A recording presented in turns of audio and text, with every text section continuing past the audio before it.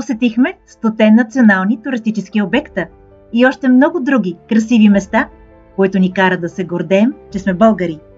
Нека заедно познаем, обикнем и опазим България.